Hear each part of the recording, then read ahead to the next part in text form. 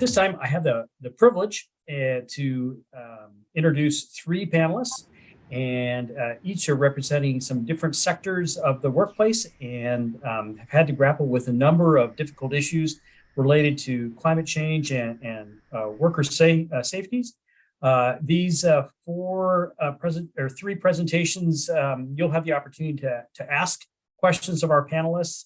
And as before, please feel free to enter your questions in the Q&A box throughout the presentation. So let's start with Marysel Pagán Santana, who serves as the Director for Environmental Health and Environmental and Occupational Health for Migrant Clinicians Network in Puerto Rico. And she leads and coordinates the Migrant Clinicians Network's projects related to climate crisis, occupational health, and emergency response. Marysel, I'll turn it over to you. Thank you. So my name is Marysel Pagán Santana. I'm the Director of Environmental Occupational Health at Migrant Clinicians Network, and I'm currently located in San Juan, Puerto Rico, where I lead most of our climate-related programs, specifically in protection of first responders or workers who are exposed to climate-related changes. Today, I want to present a little bit of what we're working on regarding to farm workers and some of the best practices that we are doing in Puerto Rico. Next slide. So one of the first things that we usually start talking when we do climate crisis and impact is the framework of how it works and how it doesn't impact populations and communities in an equal way. So we got environmental stressors, some of them heat, storms, flooding, wildfires, hurricanes, we know a bunch of them. There are policies and systems, including worker safety and health laws and regulations and emergency management regulations that may be limited or are not efficient or do not consider some of the vulnerable populations' characteristics and needs. And as outcomes, we see migration, impact on overall well-being, illness, and injuries and deaths. Next slide. When we're talking about the vulnerabilities of some of the populations, including farm workers or outdoor workers, we see cultural and language differences. We see low wage, some limitations in terms of the regulations existing, the dangers and health risks related to the ongoing work, for example, heat, wildfires, extreme climate events, pesticide exposure, and other work-related hazards like management of like ergonomic issues or even falls and lesions, other work-related hazards. Some of the workforce that is part of the farm working industry are also immigrants or people who do not have a status as a citizen in the US or including territories. So that might be a vulnerability. And then because of farm working and for those who work outside, that might be construction as well, there's a migratory lifestyle depending on where the source of income is. In the case of farm workers, we're talking about crops and seasonal work. So they might be moving from one state to another. And then again, the lack of regulatory protection for these workers is another vulnerability that we add when we're talking about their exposure and their unequal ability to be able to protect themselves. Next slide. One of the specific areas, and I'm going to show like at least three of them, wildfires. We're seeing an increased drought and longer fire season, an increase of wildfire risk. And we're seeing photos in a profile of heroes, right? We're seeing some of the newspapers talking about how heroic is that farm workers are still there when everything around them is burning. So there's a quote from from Eric from United Farm Workers saying they're working out of necessity because they're not able to evacuate as the rest of the population. They're requested to be there, or they might lose their job if they leave. So that means that they're exposed to not only the intrinsic fire itself, but also respiratory issues when they're seeing like poor air quality due to the fire smoke, but also the mental and behavioral stress in situations that it comes with some disaster happening in your community and place of work. Next slide. Hurricanes and intense storms are often one of the biggest sources of stress, especially for areas like the Gulf, Florida, and the Caribbean. A lot of it has to do with the loss of the crops, but also we saw during Hurricane Ian the limitations in terms of the structures of homes or safe housing being one of the biggest issues when we're talking about how these persons were impacted by the hurricane and the flooding. Also, some of these farm workers, this was the case in Puerto Rico, were called upon to respond in terms of being quickly responders in trying to recover some of the crops, which means that they might be exposed to unsafe water, vector disease, vector disease, infectious disease, and bacteria, but also the fear of losing their job because they knew some of the crops were really affected. In terms of the hurricane season, like the wildfire, is a constant reminder that is something that comes up with the season. So that situation by itself is something that creates vulnerability in their own mental health and well-being, but also the knowledge that they might lose their job and have income issues when this happens. Next slide. Heat stress, again, there's temperatures are rising. Agriculture workers are 30 times, even 30 to 40 times more at risk than any other worker of having heat-related illness. And then talking about some of the policies limitations when we're looking at this framework in terms of the systems that surround the workers and their limitations. There's not a federal standard to protect them from heat stress, which means that it depends on the state level policies and regulations to protect farm workers. In this case, a lot of the knowledge of what's going on in the fields is farm workers with no breaks or a prolonged exposure to heat, which means that they have dehydration or other illness, even people fainting in the field or dying in the field. Next slide. Other challenges not related to particularly the work, but also these communities are also part of the community being affected by the disaster itself. They might be migrant communities, they might be people who are already displaced by another disaster, like it's the case for construction or resiliency workers. So the knowledge that when we are moving to a disaster-prone area, again, we see farm workers moving to Florida, to the Gulf, or to California, where they're likely going to experience some kind of weather, climate-related disaster.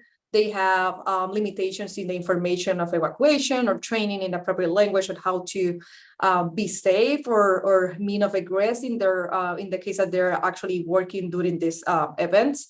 The knowledge or the eligibility for services, again, housing and campus infrastructure, access to healthcare during and after a disaster. And then there are actually some of these communities eventually end up working as part of the cleanup and recovery process. So health and safety during this process is also limited. So there's an add-on exposure to these workers. Next slide. So health and safety in disaster can come in a lot of ways. You can see them in the preparedness activities. We see them in different areas, including farm workers, construction workers, or even community-based organizations doing some kind of voluntary work. There are different areas where during a disaster, they can be, or climate-related disaster, they can be exposed, including flood protection, chemical management, mold and debris, unsafe waters, supply management, and construction workers at the long-term recovery. Again, these are populations that may start as farm workers or migrant workers and end up supporting the process of recovery. So it also related to the regulations and the systems that are in place to protect the health and safety. Next slide. Some of the best practices and what we do at MCN, including in Puerto Rico, are adapting cultural adaptation of resources in including language sensitive to education. We foster and we promote with our community health centers that they do outreach and appropriate service delivery models to address the limitations in terms of distance from the health center or access to health resources. And then the community mobilization piece, which includes capacity building of one worker training, is something that we do. What we want to do with communities at these points in terms of knowing and recognizing that the climate change is continue to be one of the hazards and dangers that we're going to see in outside workers and the overall community and population. We want to be able to create capacity among workers, employers, and overall community health centers to provide health and safety awareness, resources, and support. So one of the things that we do is try to connect community health centers, which already have a clear understanding of these communities, like farm workers and migrant population, to address health and safety issues and to support the health and safety protections of these workers. Next slide. Key challenges and lessons that this process in terms of addressing climate change disasters in migrant workers or farm workers. It is a continued process. There's not one community of workers that is the same. So we're going to have a unique experience where we're doing community outreach and we're working on community health centers. There's a role in the health and safety of farm workers and migrant workers for the outreach staff of community health centers. And there's a perspective that we need to understand that equity and equality are one of the biggest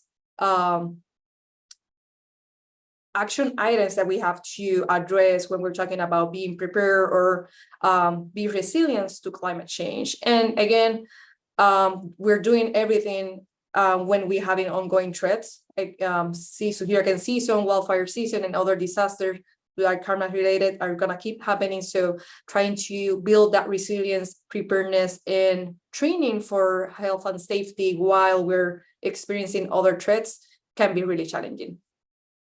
Next slide.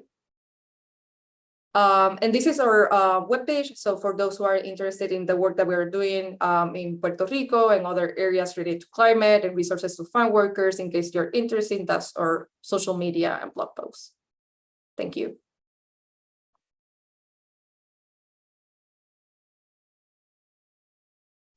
Dr. Santana, thank you so much. I really appreciate, and one of the things that I didn't capture is just the richness of Marysel's background. And, you know, she has just years and years of experience, especially, you know, in dealing with disasters, especially in underserved communities. And so just to highlight that fact, you know, with her you know, history and background. Let's move on to our next panelist. So Matt Holmstrom is our next speaker. And Matt, I might just put a little burden on you if you would expand your background. You've got an interesting background, so I really appreciate you joining us. Matt currently serves as the risk management officers for the Forest Service and has been doing this for a long period of time and actually does a fair amount of outreach and education. So I look forward to your conversation. I'll turn it over to you. Yeah, I appreciate it. Thanks, Jeff. You got me okay there? Coming through all right? Always worth checking to make sure I'm not on mute still in the virtual environment. So yeah, my name is Matt Holmstrom. Appreciate you all having me. I am not going to PowerPoint you. I'm going to just talk to you today. A little intro. I am the Regional Risk Management Officer for 6 and 10 of the U.S. Forest Service, which is Oregon, Washington, and Alaska. But there's only 8 risk management officers for the country, so we travel around and work together on a lot of different projects, touching a lot of different things. For background for me, I've been involved in wildland fire since 1996. I spent about 20 years on interagency hotshot crews around the country, finishing as the superintendent of the Lewis and Clark hotshots up in Montana. So I have a lot of direct on the ground fire experience. And my primary purpose of my job, my current job, is to try and reduce or prevent accidents and injuries for the wildland fire community, the wildland firefighter community. Before I get started with some of my conversation, and I'll try and keep it brief so that there's plenty of times for questions, because I find that the most enriching part of these conversations. I got to throw the important disclaimer out there. Although the data and information that I'll talk is publicly available and certainly published by lots of different agencies and lots of different folks, the opinions and conclusions are mine and mine alone, right? I'm not speaking for the federal government just because I work for them. I have to make sure that that's well aware and understood by all.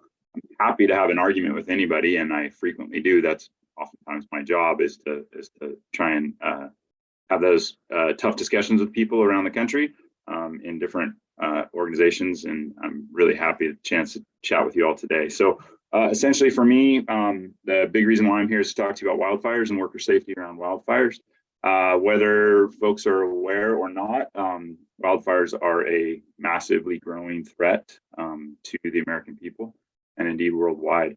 Currently, about 35% of what's known as the wildland urban interface, or WUI, is considered developed.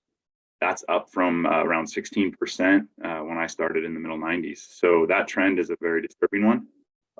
As we see more and more houses built up against the wildlands and the forests that everyone loves, and some of America's best experiments, we have some real ugly situations developing on our hands.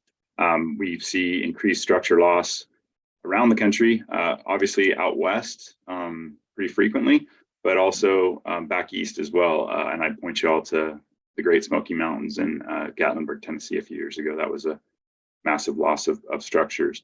And then one that I'm very familiar with, the Boulder, Colorado, the Marshall Fire about 2 years ago now, 18 months ago now, late December, that they lost 1,200 houses in 6 hours.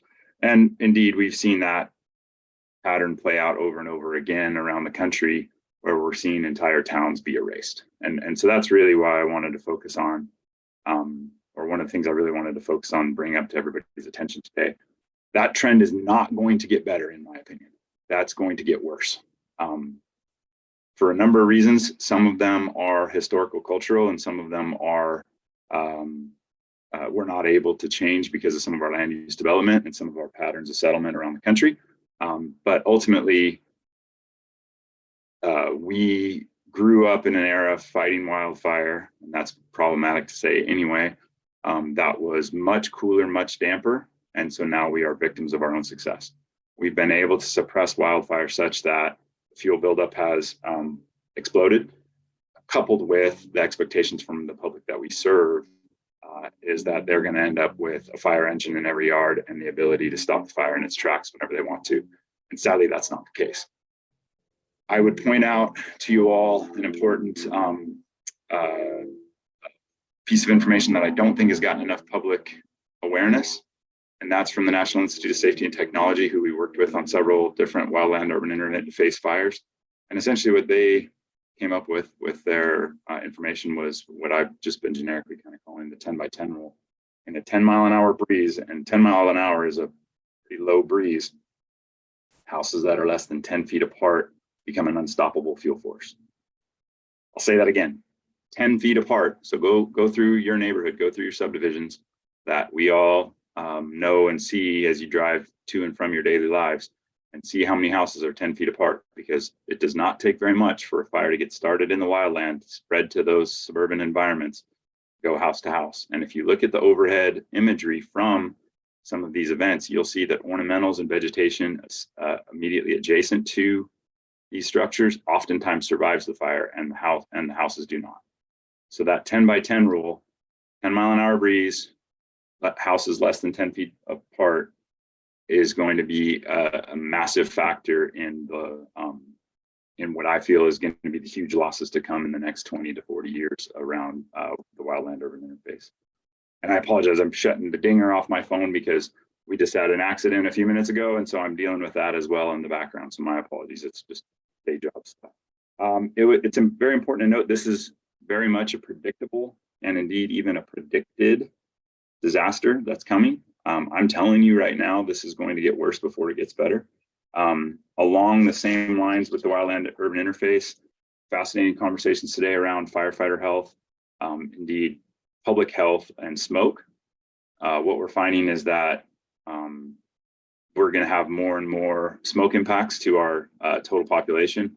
A lot of our municipal areas are seeing unhealthy or worse air quality days. Indeed, NOAA and the air quality index had to be adjusted a number of years ago to reflect the massive increase in parts per million around smoke. So interestingly, as we've gotten somewhat better with pollution, we've gotten so much worse with smoke that in many cases they had to be adjusted. Seattle, Portland, Sacramento, LA, Denver, those major metropolitans had all in the last few years seen days and even weeks of unhealthy air quality where affected populations were recommended to stay indoors. That's extremely problematic. And for some of our smaller towns and cities that are more adjacent to the wildfire or very deep in the wildfire arena, we've seen impacts of 100 days plus, where folks were in the red or purple, unhealthy for any air or any group or any population for 100 days plus. That's significant, right? What does that do to people's long-term health and longevity?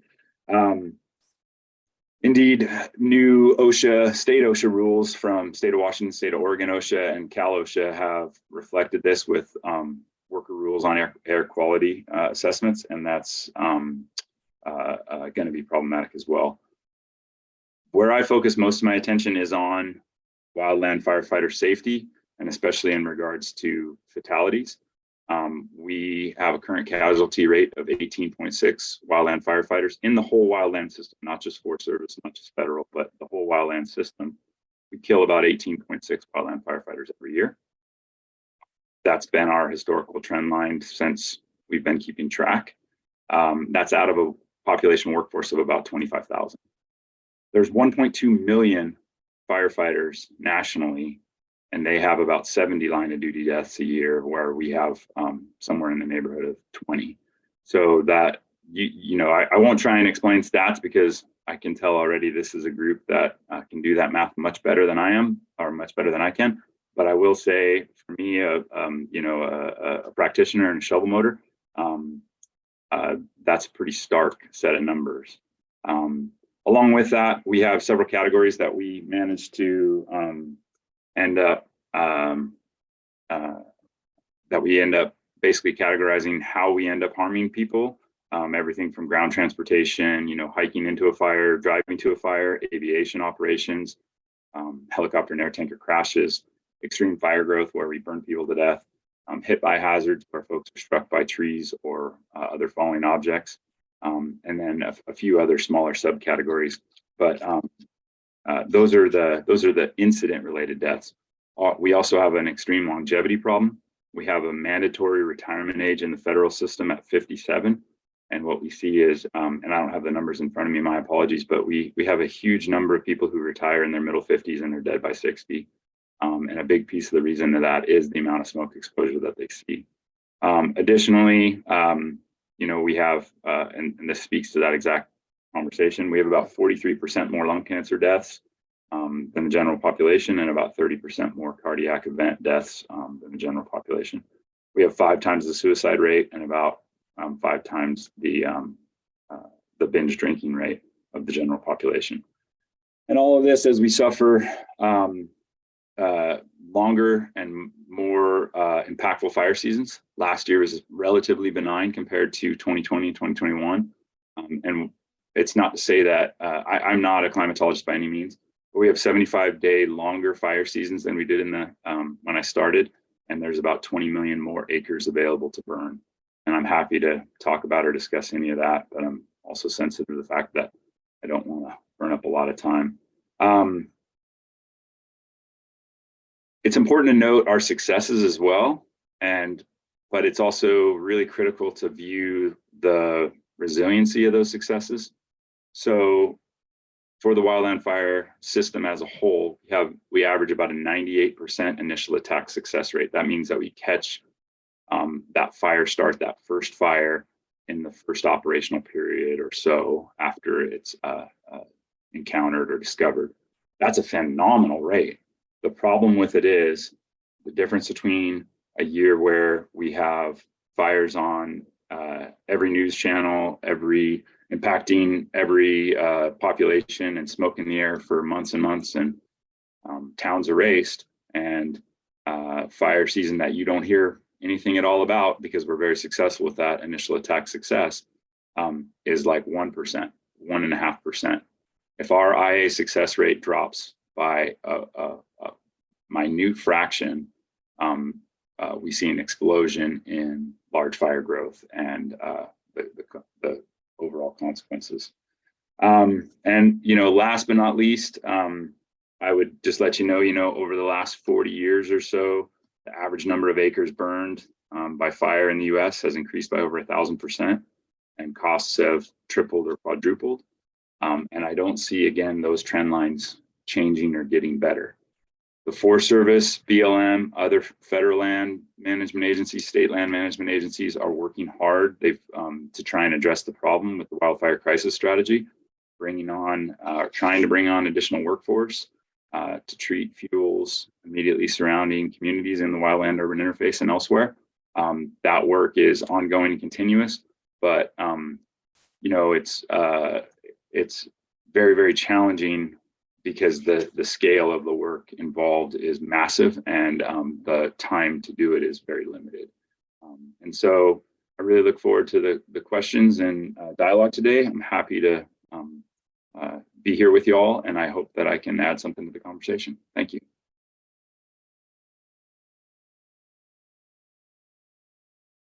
Thanks, man. I really appreciate the hard reality that you talk about, and some of the challenges that we're going to have to deal with, and we're going to have to deal with them soon, and in many respects. So I look forward to the continued conversation in this particular arena. And this is actually one of the driving forces of having this webinar is to bring out these stark realities, and how do we actually how do we prepare, and how do we think about that for the future.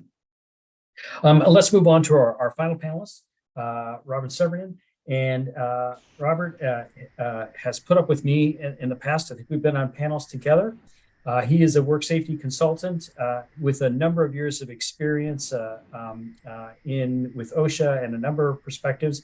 Robert, I'll put you on the spot as well, if you wouldn't mind just providing a little bit of background yourself, and then I'll go ahead and turn over the podium to you.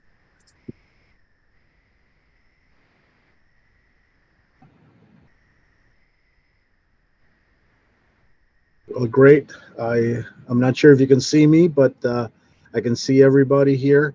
So I'll just start. Let's see. Yep, my name is Robert Servian. I work for Minnesota OSHA Consultation, and I'm going to give you a brief kind of overview of the job that Minnesota OSHA does here in the state of Minnesota. And at the end of this, the PowerPoint, I'm going to talk specifically of how climate change is affecting our job, in protecting the health and the safety of workers in the state of Minnesota.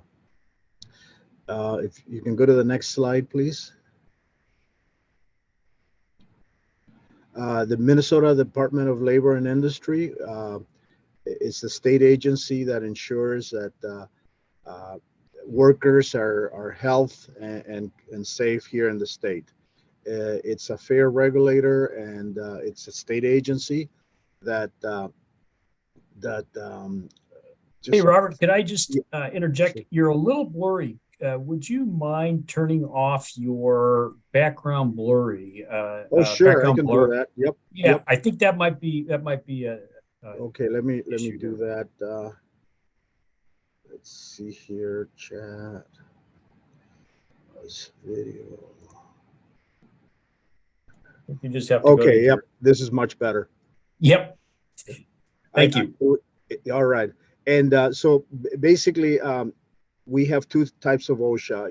It's the federal OSHA and the state OSHA. And in the state of Minnesota, the state of Minnesota actually does take the role of OSHA, and so we have a state program that it works in conjunction with the state OSHA, and there are two main parts. Basically, the OSHA consultation, which is where I work now, and the other side is OSHA compliance, that is more of the enforcement arm of Minnesota OSHA. Next slide, please.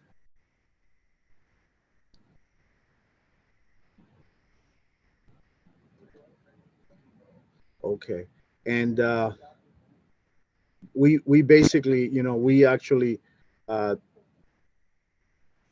do inspections. We do routine inspections. We take complaints from workers that have issues, related to safety, the health and safety, and we also do a consultation. This is where the businesses actually request us to come in, and we come in and do a health assessment, a hazard assessment of their workplace, and we issue recommendations on how to improve any hazards that we might find. The next slide, please. Okay. Some of the things that we do enforce are the Minnesota child labor laws. We enforce minimum wage, overtime, prevailing wage, and we also investigate and resolve wage complaints. We also have a apprenticeship program that fosters and promotes work-based career development through an apprenticeship program. We promote workforce diversity through these programs. We provide apprenticeship resources to school and guidance counselors, and it's also we offer that to individuals that do not choose to attend college. Next slide, please. OSHA Workplace Safety Consultation, which is where I currently work. It provides a free voluntary workplace safety and health consultant services. We agree beforehand, before we accept the visit, for the employer to correct any serious hazards that we might be able to find. So we do the hazard assessment. We do industrial hygiene monitoring, like air contaminants, noise, etc. We review their safety and health programs, and we also review their health and safety management assessments. And the deal is that they have to correct any hazards that are found. In addition, Minnesota OSHA Workplace Safety Consultation offers safety grants for those businesses that want to improve their safety. It can be used, for instance, with PPE, where they need some money for new equipment or training, and we can provide that. We have ergonomics assistance. We offer formal safety and health training presentations, workplace violence prevention assessments and training. And we also have two recognition programs called MinSharp and MinStar. Some of the key benefits is that we help those employers keep their employees working by reducing injury, illness risks, and associated costs. We also protect the young workers, and this is something that is become kind of in the forefront of in our state. We've been finding more and more younger individuals and minors working in different industries that are hazardous, like construction and meat packing, and so we've been conducting investigations in those type of industries, just because there is a huge need for labor, and the businesses are actually kind of looking the other way in many cases to hire underage individuals. More protecting the young workers, they are more vulnerable with regards to workplace injuries and illnesses. Many times they're new to the industry. Some of the common hazards includes falls, cutting machinery, burns, contact with electricity, heavy lifting, hazardous chemicals, noise, and heat. And many of them are also unfamiliar with their rights and responsibilities. We do have quite a bit of migrant miners working in those industries, and that tends to be part of the contributes to this problem.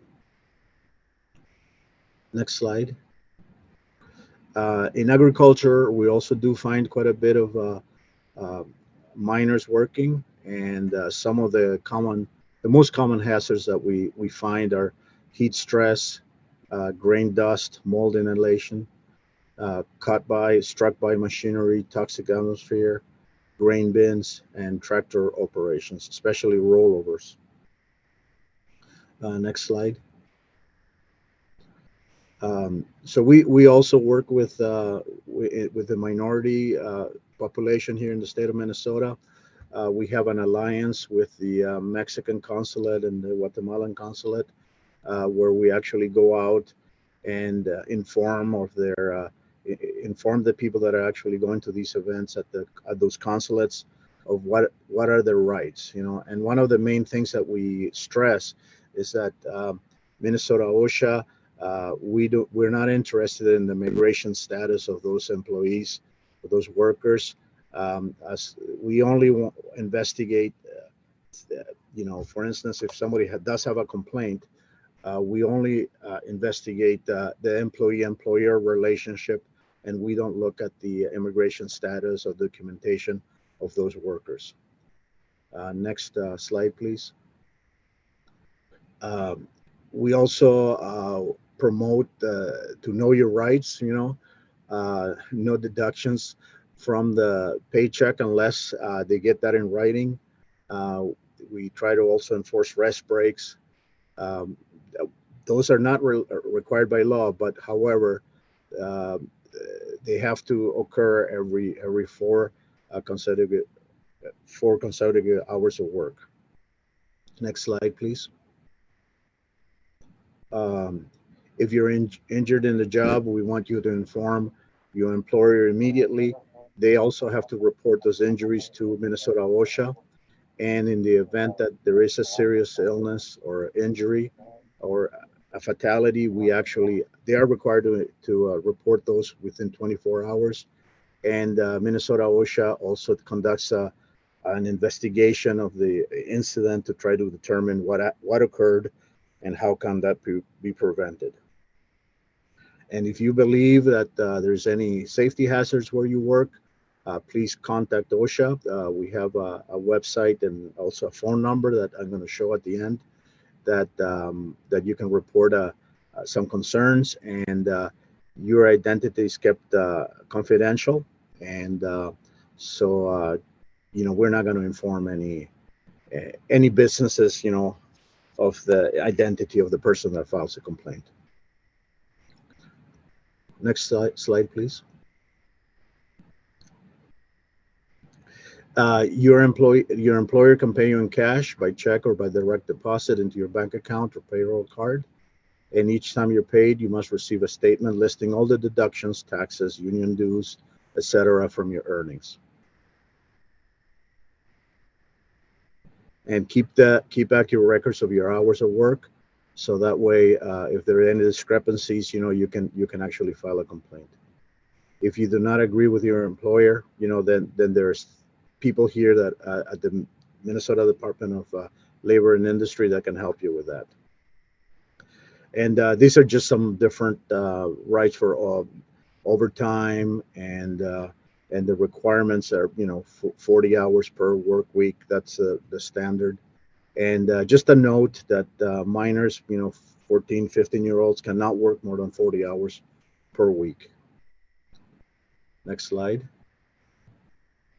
In Minnesota, for the child labor standards, the minimum work age is 14 years old. You're required to have proof of age, you know, a birth certificate, driver's license, learner's permit, some other age certificate from school.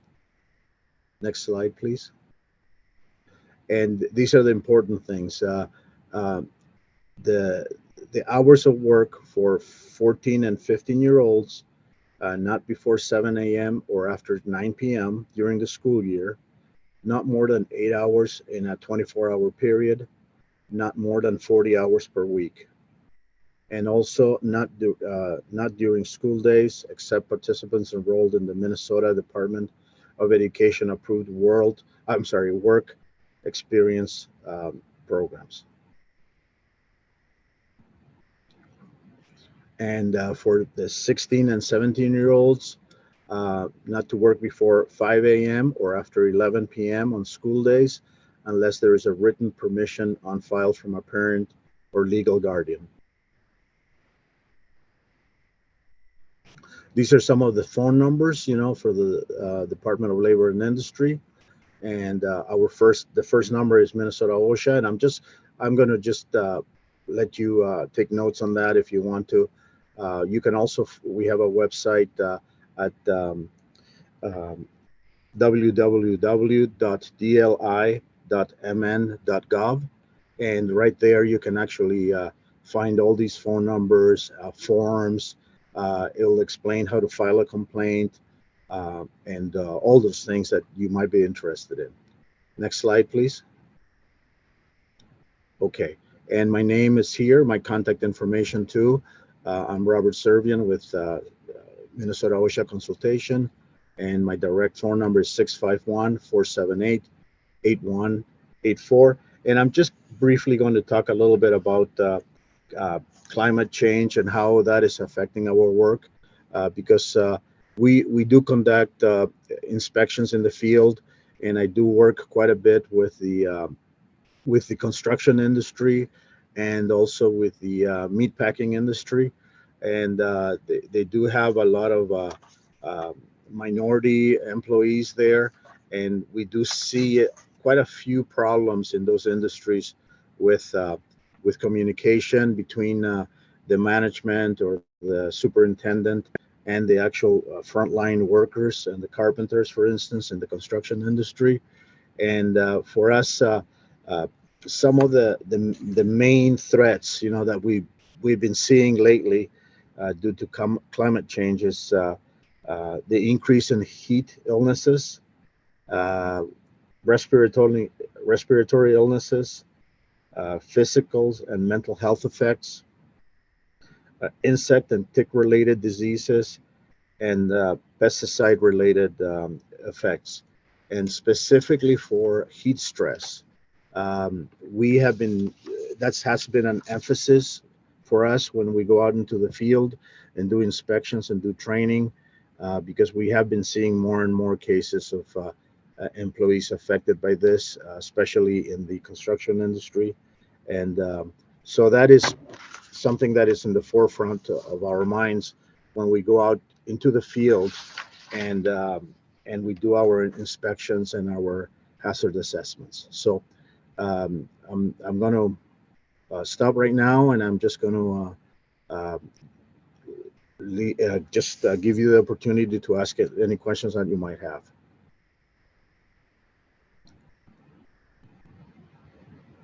Great. Thank you, Robert, for that. And thank you for all the panelists and just the variety of that we were able to bring together. Let's bring all the panelists back now to allow us for audience questions, as well as between panel questions and comments as well.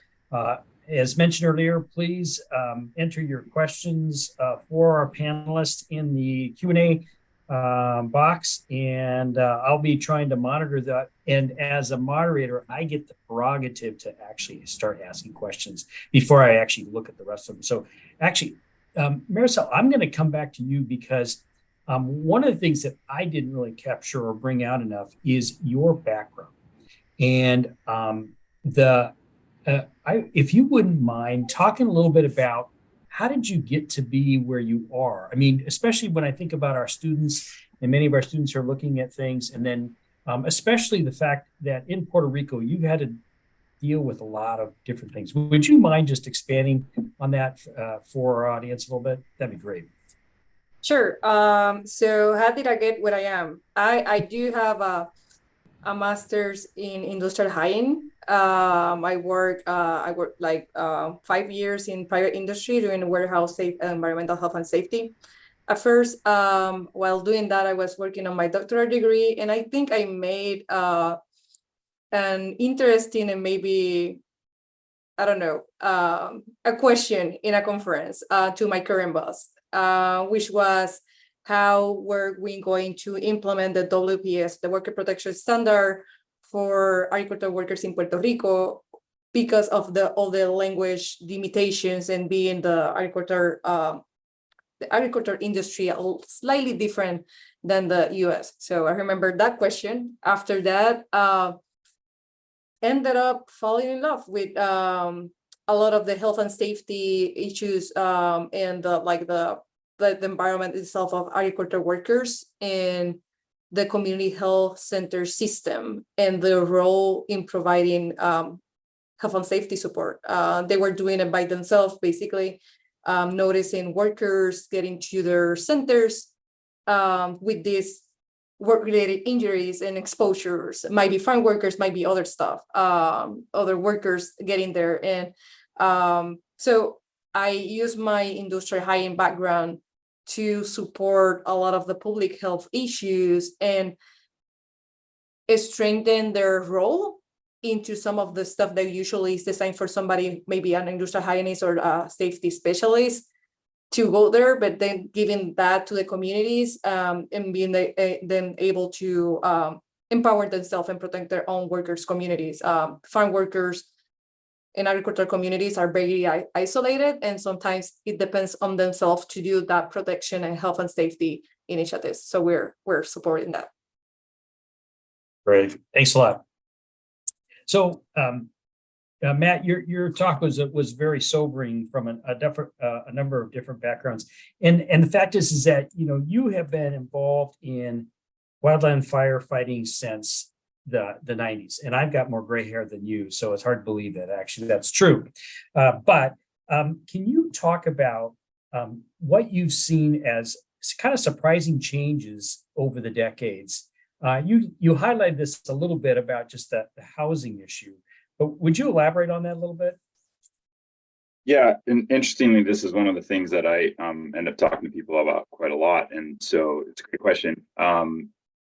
I'll kind of do it in two parts. The thing that it's most striking to me, I was recently invited to talk to the U.S. Hotshots Association on their Graybeards panel, because I'm no longer hotshotting, and so they put us on the Graybeards panel, and I have some gray in my beard, so it's okay. But the thing that struck me most as a difference from I've been doing this near 30 years now, and 20 years of it on hotshot crews. The thing that struck me most in my time on hotshot crews is the same answer I gave to them, and that was wins and losses. It used to be, when I first started, that we would go to a wildland fire. We always work hard. It's not about that, but routinely, the normal shift length is 16 hours on and then 8 hours off. Most of the time, that's not really what happens, but that's what the shift length is supposed to be. And it used to be, we didn't even have those rules in place when I first started. But we would spend a portion of our tour, or 14-day assignment. That's, again, what is normal. It doesn't mean that's what we do. We spend the first week or so, maybe 8 to 10 days, putting out the fire, getting line around it, digging line, burning out, doing those kinds of things. And then you'd have a couple of days of securing that edge and making sure everything was tucked in and was going to hold. And then you'd have maybe a day or two of mop up, and then you'd go home. And in the last few years of my career on hotshot crews, that wasn't the case at all. You would spend 14 days trying to chase and corral fire and never get any of those slower days with mop up, or those days where you're actually putting it out. And indeed, frequently you would leave a fire and come right back to it after days off, knowing that it was 100,000, 200,000, 500,000 acres, and you were going to just go right back to it as soon as you had some days off. So that wins and losses where we used to put things out in 2 weeks is gone, not everywhere, but largely by the wayside. And then the second part of the question around housing, similar, right? We used to be primarily out in the wildland urban interface, or out in the woods, and occasionally we would be in the wildland urban interface. 1 or 2 fires a year, we would be right up against structures with very little options to trade space for time. And now almost every fire we engage with is in communities. And indeed, lots of our wildland firefighters are routinely engaged fighting fire while their own house is burned down. And they don't have time to go protect their house because they're protecting someone else's, or trying to. Matt, I'm going to come back to you because this is a related question that we've got from a number of folks that have written in, as well as it's been, with this increased incidence of wildland fires, this has been a noticeable impact on the worker, on basically the firefighter mental health, burnout, fatigue, suicide. How are you dealing with that, or how is the workforce trying to deal with this? And Jeff, just to clarify, do you want me to try and answer now, or do you want to come back? Yeah, please answer now. Yeah, I this is my moderator prerogative. Sure. Yeah, no problem. I can talk with the best of them, and I don't want to monopolize. So, yes, certainly there's been a dramatic increase in firefighter mental health issues. Indeed, as I said during my intro, we have about 18.6 firefighters killed every year.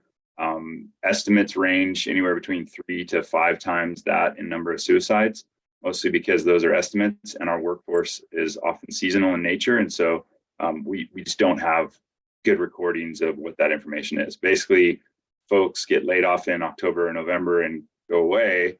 They're not considered an employee anymore. And so if they were to take their own life in December, that doesn't necessarily end up recorded as a suicide as such for us. So that's problematic. That's part of the challenge. There are a number of different assets and tools that have been built over the last 5 years to try and improve that trend. I think we're still waiting to see which of them are most viable and most successful. But it's very problematic. Folks see a lot of really ugly things, whether it's the death or injury of a coworker or a close comrade, or just the mental anguish that it takes to see entire communities burned down. That's a trying part of the job as well. You work very hard to try and save houses, and each house that we lose is a registered loss for us that people take very personally and have really difficulty with. We see a lot of folks with classic symptoms of PTSD, and we unfortunately haven't always had a robust enough culture around mental health to get treatment for that. I appreciate that. Robert, a question came in, you kind of alluded to a little bit regarding pesticide exposure and increase in basically pesticide exposures. Can you expand upon that and how maybe you're seeing this change and how it relates actually to probably, our changing climate?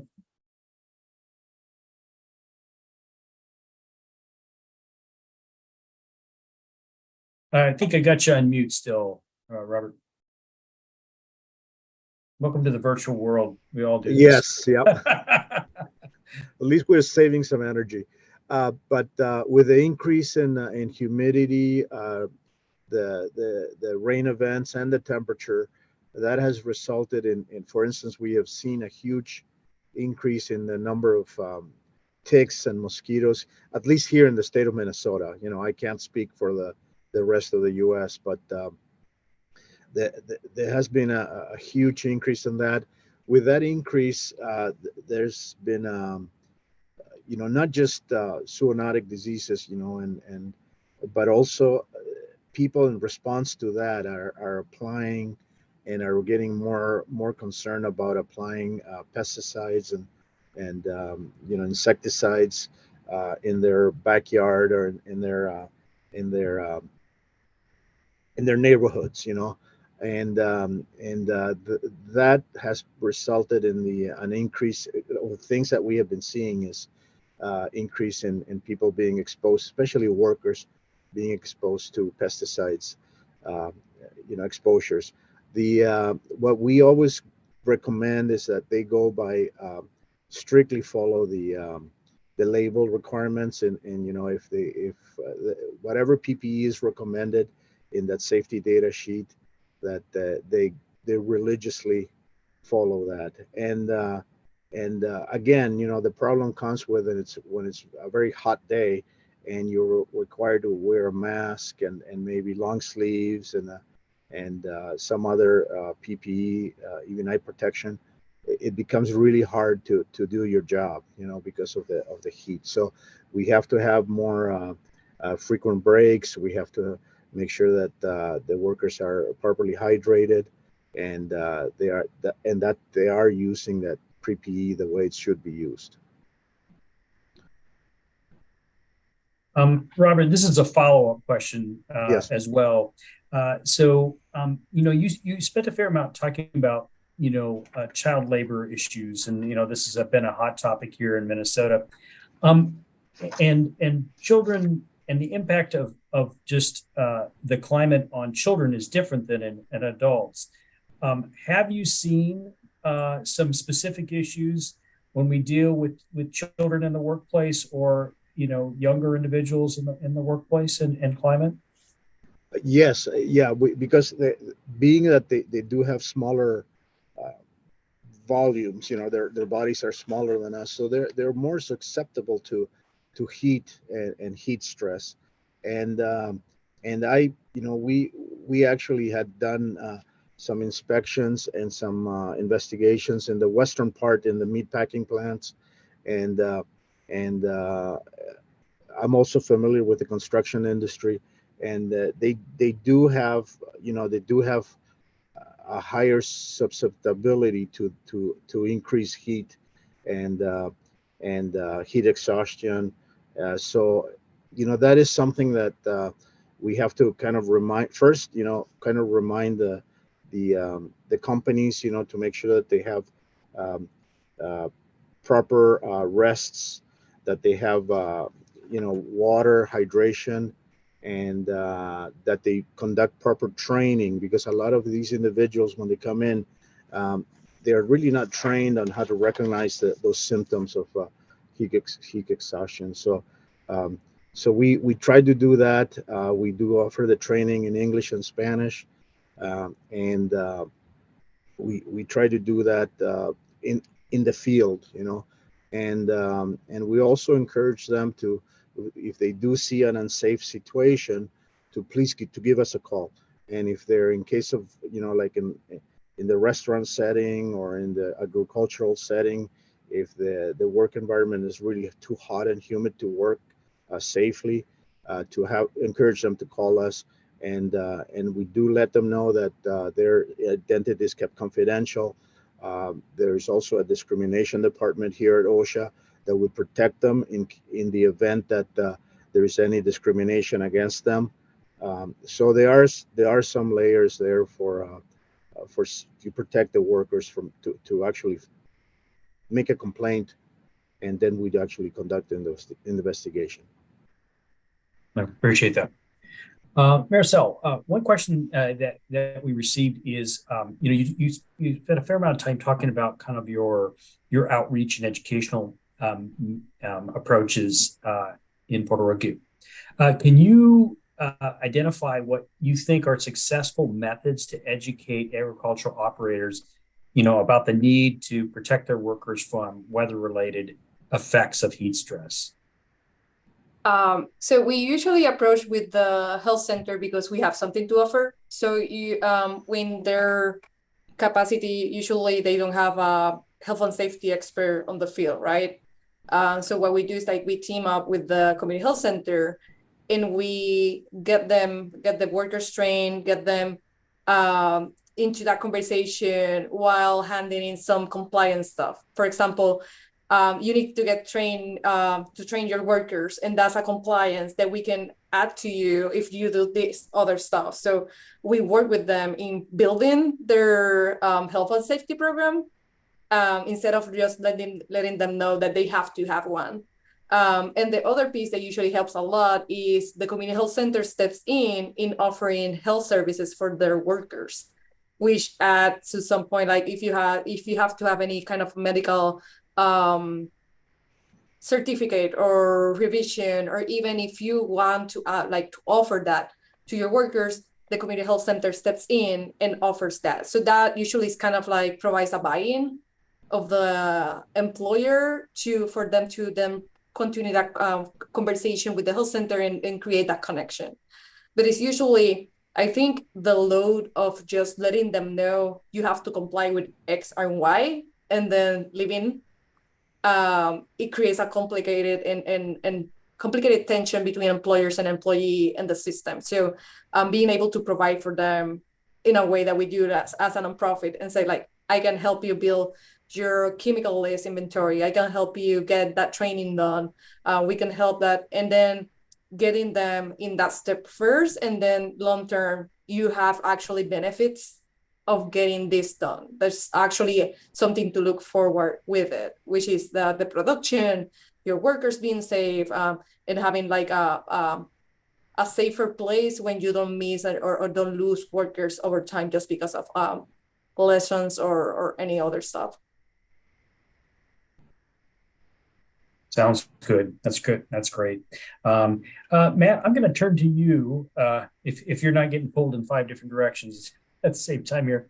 A question came in regarding how can firefighters' inhalation exposure be better controlled when the rate of work is off the charts?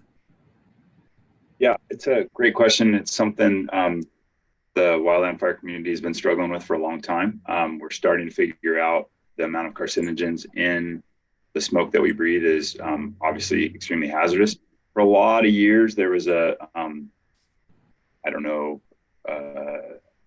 shouldn't try and judge where it was rooted in, but essentially there was the thought that wood smoke and wildland smoke was relatively clean and probably harmless. And what we're finding out is that the PM 2.5 material that is floating around in wildland fire smoke is incredibly hazardous and long-term detrimental to health. As borne out by our cancer and cardiovascular statistics. But to the question of how do we deal with it, the real problem is there's been a lot of effort and attention focused on these things. And it's about weight and length of time. So what I mean by that is, for a structure firefighter, they can put on an SCBA, self-contained breathing apparatus, and be able to enter a house, usually good for about 20 minutes, maybe a half hour worth of air, somewhere in there, depending on the individual and their respiratory needs. That's a pretty sizable piece of kit, as well as heavy. Obviously our shifts are a lot different and a lot lengthier to be able to have anything like that. So that's kind of where the wheels have come off that train. There's been some attempts at filters or different things, but because of the cardiovascular demands on wildland firefighters long term, it's much more of a marathon than a sprint in most instances. A lot of those have fallen off significantly. And indeed, it's fascinating listening to Marysel and Robert on heat exposure and ticks, indeed, because this morning a study came across my desk about the use of RX to reduce tick-borne illness using prescribed fire. Essentially, if we're better about our prescribed fire, we would see less Rocky Mountain spotted fever and other tick-borne related illnesses, including Lyme's disease. And so I think that's a fascinating avenue down a lot of this. And briefly on the heat-borne illness, one study that came up, and this speaks, I think, to the cardiovascular demands. 70% of the firefighters that were in this particular study had a core body temperature of above 102. That just shows what they're at with their environment. And so putting a respirator or a mask system to protect them from smoke would be incredibly problematic. About 10% were above 103. I don't know where brain damage happens, but it's somewhere up there, and it speaks a lot to why I'm as lumpy headed as I am, because we've become acclimatized in a lot of ways to operating with a very narrow margin between high heat exposure and some neurological deficits. Yeah, no, yeah, there's some engineering that we need to think about, there. Just, when you think about the difference between, urban firefighting issues and then in wildland firefighting issues there. So, yeah. Follow-up question for you, Matt, is what authority do field managers have to pull crews out when there is concern about exposure to health and safety of those crews? And are there specific levels, and how do you kind of quantify that? And are there any kind of post-incident reviews that say, hey, we should have pulled these crews? Can you comment on that? Yeah. So essentially, we have a lot of efforts to try and minimize, our workplace accidents. And I would say that we, in spite of our horrific casualty rate, we overall do really pretty well. We have a lot of close calls and a lot of near misses. Whether that's luck, whether that's good, some combination thereof could be argued. But people are by and large empowered to the lowest level that they need to speak up when they see something that looks, like it's going to be unsuccessful. Now, with that said, whether culturally they're able to do that or not is a whole other challenge. Field managers, especially line officers, the land managers who are responsible for that chunk of geography, those are district rangers, forest supervisors on up the chain of command for the Forest Service and other land management agencies. They absolutely have a lot of authority about engagement or not engagement. They also experience an enormous amount of pressure from the public to go and suppress wildfires. And we have huge amount of exposure because of a culture of success that has allowed us to be primarily successful. And I don't know that we're going to continue to be primarily successful. We're going to see that initial attack rate success fall, and with a corresponding increase in large wildland fires. And to the follow-up question about whether reviews are done, absolutely reviews are done. That's a big part of my job, is assembling review teams. For us, they're generally a couple different categories, but the primary ones are facilitated learning analysis. And those are all subject matter experts and other associated folks that are gathered together and go perform interviews and studies on different events. Unfortunately, most of those are done after bad outcomes, where there was a serious injury or fatality, and not around success. So we oftentimes are learning more from our failures than our successes, in my opinion. Sounds good. I've got a couple questions generally for the panel, but I'm going to ask one more specific question for Marysel before I open up to a panel. And then I want to open it up for the panelists to ask each other some questions too, if you would like to. Marysel, one question that came into us was the discussion about community health workers and community partners. Can you talk a little bit about how to partner effectively with community health workers, community-based organizations, and are there some success stories that you can share? Definitely. So we have currently 2 programs that we do work. We do train the trainer worker with them. So that's how we kind of like create a sustainable program rather than MCM being the one delivering the training every time. You create the capacity in the health center. So why we get the buy-in from the administration that it should be community health workers to do that is because they usually are the ones that had the more deeper relationship with other community-based organizations. So and actually community members. So we work with them. We identify the funding as maybe disaster funding for workers, or maybe a specific climate-related funding. And we work with our current community health centers to identify the community leaders, the community partners that they think might be interested in engaging in that kind of training. So what we want to do is facilitate the process rather than leading it. and that's what makes it successful and sustainable, and then create capacity building within the health center to address their own issues. And then we kind of like keep up with some technical assistance and make sure that we're in track with them. We train over, I think it was over 400 workers with community health centers last year, between the last year and the before that, just doing disaster preparedness and public health, occupational health and safety. And we do that by training community health workers, and then they are the ones that then go out and train workers. And that's how we try to make it sustainable, but also actually community led, rather than us being the one kind of making the decisions. Sounds good. I appreciate that. So this is a question for the panel. So this is a question that came in. Let me make sure I've got the right spot here.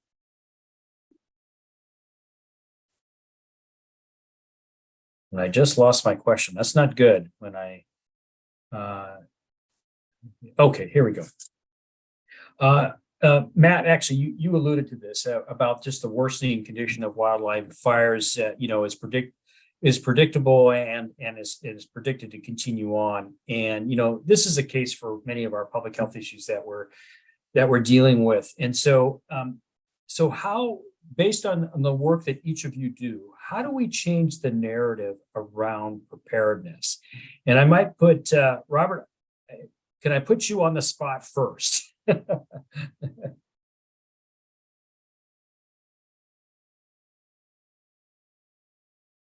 Gotcha. Still on mute, Robert. So save those good thoughts. Yep, there we go. Could you repeat the question? I didn't quite hear it all. Okay. Yeah. So, we've been talking a little bit about, in a sense, there's a number of challenges that are in front of us. And, Matt brought up the issue of wildland fires being, this is predictable, and we're predicting that it's going to get worse. And so, this is a situation with many of our public health issues, emerging challenges in front of us, some of these wicked problems.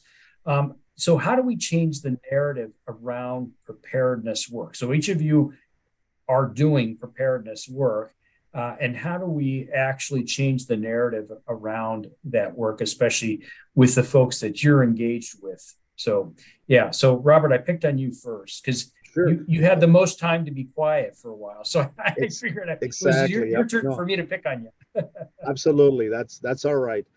No, basically what we're trying to stay ahead of the curve, basically, just to be on the forefront of the wave, so we don't get caught in the wave. But we are working with the industry, and because they also realize that this is an emergency, a new emergent issue, especially with heat, extreme heat and heat stroke prevention. So what we're doing is we're trying to first educate the management, the superintendents, the plant managers, to make them aware that this is definitely something that it's not going to get better, it's just going to get worse. Like Matt mentioned, this is the new normal, and unfortunately in the short term I don't think that this is going to change. But we try to work with them to educate the workforce, and let them know, hey, you know what, if you're standing in the sun, that's going to be 15 degrees hotter than if you're standing in the shade. So little things like that, and that's something that was not taught in school, and I don't think maybe now it is taught in schools, but it's something that was not taught in schools traditionally, So there were a few fatalities here in the state due to heat stress and heat stroke, and I think there's a new awareness of how serious this is. It's not just getting dizzy and maybe getting a little doozy, but it can cause brain damage. It can actually kill you. So I think that's where we need to get started, with that educational part. And I think if we can get that educational component, the earlier that we get that out, the better. So at schools, at universities, at, you know, and then transfer that into the workplace, you know. So that's my idea, you know, regarding this issue. Yeah, I appreciate that. Matt, can I turn it to you? That same question. Yeah, I appreciate the question. I think the challenge with any of these things is about the magnitude and scope of the problem, and that all too often folks kind of, when you present people with these kinds of the magnitude of these things, oftentimes people vapor lock a little bit, at least in my experience. It's like, there's no way. And it's easier oftentimes to have these conversations in bite-sized morsels so that we can make it more palatable for all. I know that's a crude way to say it, but I think that's been my experience anyway, right? It's very easy for me to, and oftentimes on these kinds of conversations, I'm the dark little storm cloud. That seems to be my role as of late on a lot of these conversations that I have around the country. And what ends up happening routinely is that I have a lot of follow-on where folks want to dig deeper on a particular piece of it. And I think that that's appropriate, but it also reveals just how daunting the overall size of these problems are. It's going to be a new reality that we're unaccustomed to dealing with, and our brains collectively struggle with adapting to that new reality. The childhood that we all came up in is not what my kids or my grandkids, it's not what they're not going to look the same. The forest that I grew up in, I'm a Forest Service brat. My dad did 35 years in the Forest Service before I did. Those forests are going to look fundamentally much different. And that's really hard for us to look across a beautiful landscape and realize that the magnitude of those things, I think, is problematic. So for me, the way that I think it's important to try and alert people to this is, you know, continuing engagement just like today, but also to try and have,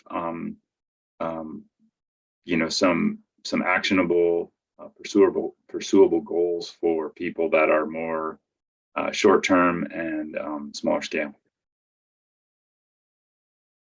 I appreciate that. Marysel? See, I've been having this conversation lately a lot, especially when talking about farm workers. And one of the things that we're talking about is creating more resilient and mitigating industry or workplace, rather than talking about workers just protecting themselves, but creating the environment for them to be protected. So when talking about agriculture, thinking about how we do that, understanding that flooding may be happening or that hurricanes may be happening, how do we make that industry more resistant and resilient to changes that in events that are going to occur, even if we don't like it, they're still going to come in, right? So it's not about predictions, it's about something that is already ongoing. So how we start making those changes is talk about mitigation rather than just kind of like preparing for something that may come up. And creating the systems, again, the inequalities in the systems for people to be able to rebound for these events are really deep, and we need to start working on those two. The difference in health access, in even resources to be able to prepare themselves for an event like hurricanes or flooding or wildfires. We need to invest time in that. And as a indirect result, you're going to have healthy workers. You're going to have healthy populations. Other than the education piece, we need to put some thought about how we are talking about mitigating and being resilient, and something that is coming up. I appreciate that. And that actually reminded me of a question that we did get, Matt, and just on, you know, underserved populations or special populations. And so this actually question came in, Matt, was is there any work that looks at the use of incarcerated individuals to fight fires, and are they at more risk, you know, than other wildland firefighters? I mean, so it gets into this question of kind of the underserved populations or special populations. Yeah, certainly. And so two pieces to that one as well. So the incarcerated firefighters that are out on the line, play a critical and important role. Unfortunately, California is the biggest employer of those folks. They've also seen those numbers drop dramatically with some of their recent legal changes. I don't have the numbers in front of me. I don't recall offhand, but I believe they had 290 odd crews at one point, and now they're down under 100. So that population has dropped dramatically. With that said, the pay that those folks receive is abysmal. That's the only way to say that. It's $2, $4 a day kind of range. They do get reduced sentence, and there's a lot of those things. I am a staunch admirer of those folks. I think the work they do is valuable. I've worked shoulder to shoulder with them and done great work with them, and I've hired several of them after they were released back to their public, right? It's part of, they served their time, and they deserve another chance at success. And in fact, one of them is a great friend of mine, and he's an engine captain now, and is a great employee. With that said, those programs are around the country, very high degree of change between them. They are not overall, especially speaking just to California, they are not at any more or less risk than other wildland firefighters, to my knowledge. The California inmate crew program has, and again, I don't have this in front of me, but I want to say 4, maybe 5 fatalities in the last 5 years. So, a good number, but not statistically out of the realm of what we see from other folks. I appreciate your comments on that. Well, we're almost out of time here, so I have one final question that I have kept in my back pocket, because I wanted to end on a little bit of a positive note, because I knew this would be a little bit of a heavier subject. And so my question to each of you is what is an example of something that has taken place in the last year that has been a true success, or maybe an inspiration, and that gives you some hope? So thought I would try to end on a positive note here for that. So Robert, I'll go to you first. And, an example of something that's taken place in the last year that has been a true success or an inspiration for you and gives you hope. Yes, I actually, specifically in my unit, we have developed an alliance with, I might have mentioned this, with the Mexican consulate. And the vast majority of Hispanics that live in the state of Minnesota are from Mexico. And we have a new consul at that consulate, and he was very keen to promote and encourage the Minnesota OSHA to actually literally set up a desk in their consulate every Friday, and we actually meet with them for with the people that are waiting, maybe to renew their passport, or to get an ID, or to request some type of paperwork, from the embassy. So we have like a captive audience there, and it's amazing to see how much interest there is in that population, to find out, hey, what are my rights? What is the minimum wage here in the state? What can I do if somebody takes advantage of me and they don't pay me? So we have been that has been a wonderful thing for both us and that minority group, and I can't speak enough to it, and I hope everybody would look at possibly doing something similar, and that is our success story here in the state of Minnesota. Great. Yeah, I appreciate that. Thanks a lot for doing that. Marysel, can I ask you to, again, something that has taken place in the last year that has been a true success, an inspiration, gives you some hope? Partnership and community-based organization engagement with these topics. We created some relationships during COVID-19, and we're now transforming those relationships into other needs for the vulnerable populations that were affected during COVID-19 and that continue to be affected. So seeing the reception of knowing that they can do something and we can work towards making their communities a little bit healthier is a really positive ending that we have. We have tons of work that we keep doing, and we keep seeking for more opportunities to keep working together. Sounds great. Matt. I don't know. I feel like the bad guy here. I'm negative Nancy or whatever we want to call it. I will say, so mine is probably got some negativity in it because that seems to be my way, right? That's the waters I swim in. But I'll say in the last year or two, and maybe it's been ongoing longer than that, but it's really come to a really critical point in the last year. There's been a broad movement to recognize wildland firefighters as firefighters. Most folks don't know that if you work as a wildland firefighter for the federal government, you're considered a forestry technician, or if in the case of BLM, a range technician.